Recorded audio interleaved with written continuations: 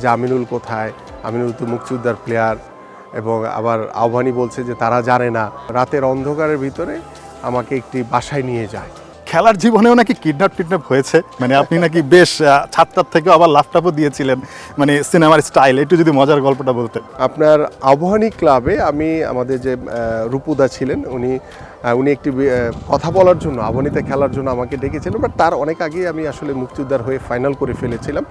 তো মুন্না ভাই নিয়ে আমাকে এই আহ্বানী ক্লাবে রাখলেন, তো বললো যে আমিনুল তুমি আহ্বানীতে খেলতে হবে, সবাই অফিসিয়ালরা এসে বলতেছিল খেলতে হবে। তো আমি বললাম যে দেখেন আমি তো মুক্তিযোদ্ধার ফাইনাল করে ফেলেছি, আমি তো আহ্বানীতে খেলতে পারবো না। কয় না এটা আমরা বুঝবো, কোনো সমস্যা নেই। যাই হোক, যেটা করার বলেছে আর কি তারা।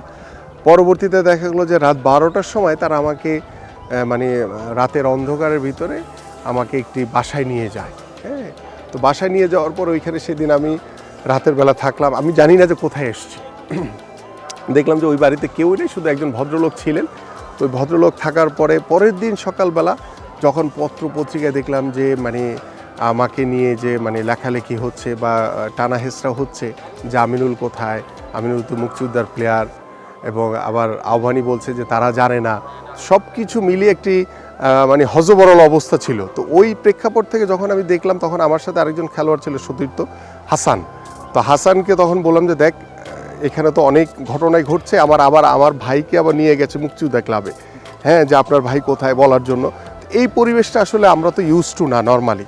তো সেই পরিবেশকে স্বাভাবিক করার জন্য, যেহেতু আমি মুক্তিযোদ্ধার সাথে চুক্তিবদ্ধ ছিলাম আগে থেকেই, তখন বাধ্য হয়ে আপনার দোতলা সিঁড়ি থেকে আপনি লাফ দিয়ে রাস্তায় নেমে তারপরে আমি হ্যাঁ না সিঁড়ি না, মানে দোতলার যে বারান্দাটা খোলা ছিল, বারান্দা থেকে লাফ দিয়ে আগে হলে দেয়ালে উঠলাম। দেয়ালে ওঠার পরে দেয়াল থেকে নিচে নেমে পরে আস্তে করে আমি হাসান আল মামুন, ওকে সবার আগে ফোন দিলাম, আমাদের ন্যাশনাল প্লেয়ার।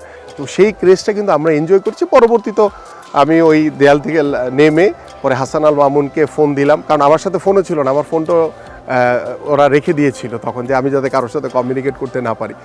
তো ওই জায়গা থেকে পরে মুক্তিযোদ্ধা ক্লাবে গেলাম। তো তখন তো গিয়ে মুক্তিযোদ্ধা ক্লাবে দেখলাম যে প্রচুর মানে লোকজন, অফিসিয়াল, পুলিশ, বিশাল অবস্থা।